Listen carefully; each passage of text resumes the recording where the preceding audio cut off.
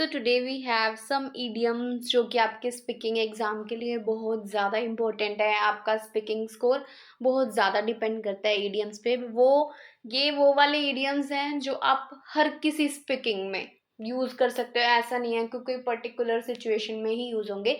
ये वर्ड्स आप बेसिकली हर स्पीकिंग टेस्ट में यूज़ कर सकते हो, जिससे आपका स्पीकिंग स्कोर काफ़ी इम्प्रूव होगा। And these are quite easy to use. तो आप पहले ना ऑडियो भी ध्यान से सुनना और देखना भी ध्यान से, ताकि आपको पता चले कि किस वर्ड को प्रॉपर कैसे यूज़ करते हैं। वरना इडियम्स तो इंटरनेट पे बहुत सारे हैं, आप वहाँ से भी ले सकते हो। But if you are watching this video that means you need it. तो आपको अगर प्रॉपर यूज़ करना सीखना है कि इडियम में को कैसे यूज़ करते हैं, so listen to the audio must.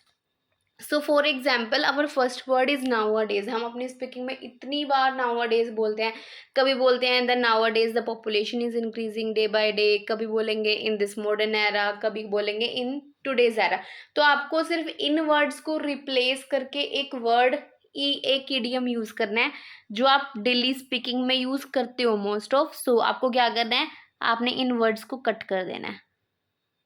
ये भी यूज करो बट एक प्लेस पे तो एक इडियम यूज करो। सो आपको नाउ और डेज की प्लेस पे यूज करना है in this day and age. In this day and age, the population is increasing day by day. In this day and age, the price of product is high. In this day and age, everyone is using social media. So the first idiom is in this day and age. So our next word is जो आप daily use करते हो। Next word हमारा है जो चीज़ ना बार बार हो रही है। जैसे हम बोलते हैं ना कि टेक्नोलॉजी प्रोसेस कर रही है, टेक्नोलॉजी प्रोग्रेस कर रही है day by day. The use of internet is growing fastly, कि ये देखो जैसे फास्टली वर्ड है, ठीक है। आगे the industries are developing day by day, कि डे बाय डे इंडस्ट्रीज भी डेवलप हो रही है। Artificial intelligence is being used in every field so quick, कि जो एआई है वो हर फील्ड में बहुत जल्दी जल्दी यूज़ की जा रही है। तो आप इन वर्ड्स को किससे रिप्लेस कर सकते हैं, happening very quickly and fastly. तो आपको इस वर्ड को कट करके आपको वहाँ पे लिखना है by leaps and bounds. Technology के ऊपर आपको एक क्वेश्चन फॉर श्योर आता है ना। ट्रांसपोर्टेशन सर्विस के ऊपर भी आ सकता है, एआई के ऊपर आ सकता है। हम फॉलोअप क्वेश्चन में इसको बहुत इजीली तरीके से यूज कर सकते हैं। So you can say the use of internet is growing by leaps and bounds, कि दिन दोगुनी रात चौगुनी उन्नति करना। वैसे एक मुहावरा है जिसका मतलब होता है कि बहुत ज़्यादा प्रोग्रेस करना। The industries are developing by leaps and bounds, artificial intelligence is being used in every field by leaps and bounds. तो ये था हमारा सेकेंड इडियम जिसको आपको अपनी डेली स्पीकिंग में इंक्लूड करना ही है। सो अवर नेक्स्ट वन इज कि जो आप डेली यूज करते हो। Third one is near by. हम बोलते हैं ना कि हाँ कि मैं उसके घर गया, कोई सिचुएशन, ये मोस्टली क्यू कार्ड में यूज होता है कि मैं उसके घर गया, उसका घर मेरे पास ही था। मैं एक रेस्टोरेंट गया, वो उसका घर भी मेरे पास ही था, रेस्टोरेंट पास में था, वो मेरे घर के पास ही रहता है। सो हम नियर बाय वर्ड बहुत जल्दी यूज करते हैं। तो आपको नियर बाय वर्ड को काट देना है। उसकी प्लेस पे क्या यूज करोगे, क्या इडियम पता है आपको, बहुत सारे वर्ड यूज होते हैं। बट कहीं कहीं पे आपको ग्रामेटिकली मिस्टेक हो ही जाती है कि इन लगाना है, ओन लगाना है। फॉर एग्जाम्पल वॉकिंग डिस्टेंस आप बोलते हैं ना, बट वहां पे आपको हमेशा प्रेपोजिशन का डाउट रहता है। तो आप इसकी प्लेस पे वर्ड यूज करो अ स्टोन्स थ्रो अवे, जो हर प्लेस पे सेम ही यूज होता है। अ स्टोन्स थ्रो अवे। आपने मेरी जितनी भी वीडियोस देखी होंगी उसमें यही वाला ईडियम मैंने यूज किया हुआ है।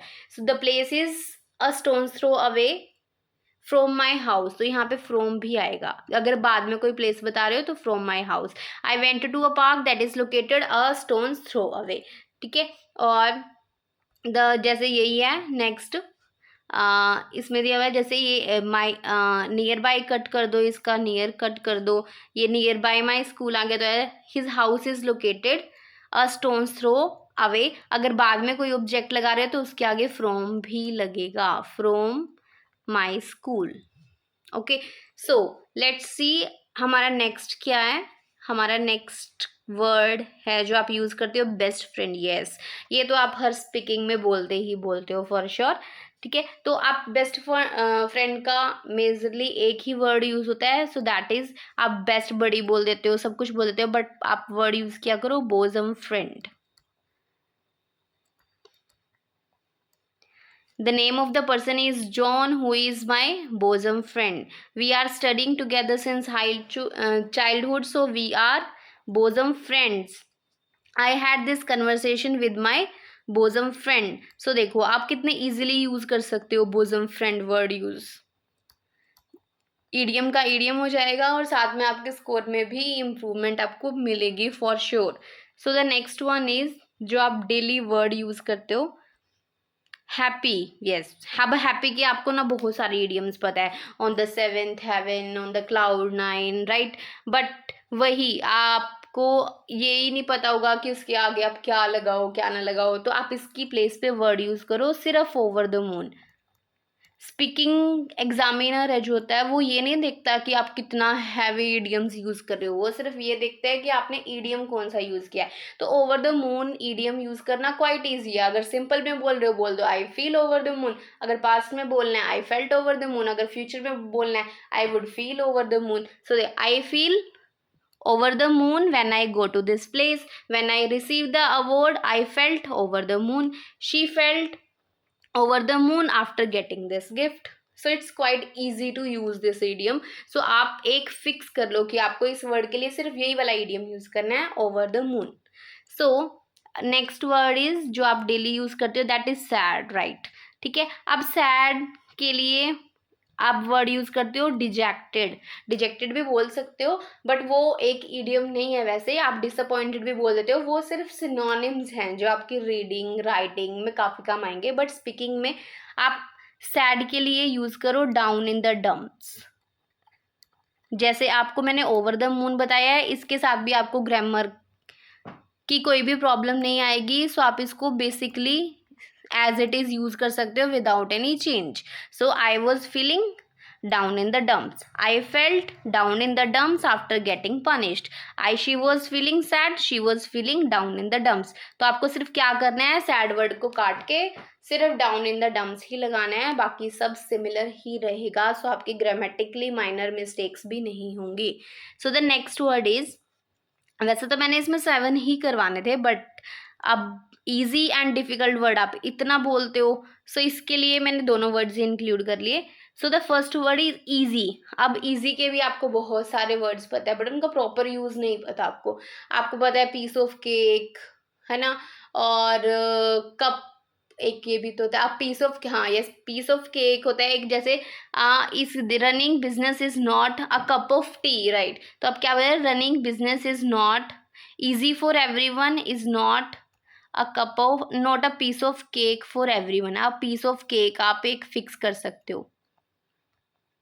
एक ना आप इजी के लिए एक इडियम और यूज करो, जब आपको लगता है कि ये वाला काम मेरे लिए, मेरे को इजी नहीं लगा, तो आप वहां पे I find this work so easy, I find this work easy as pi.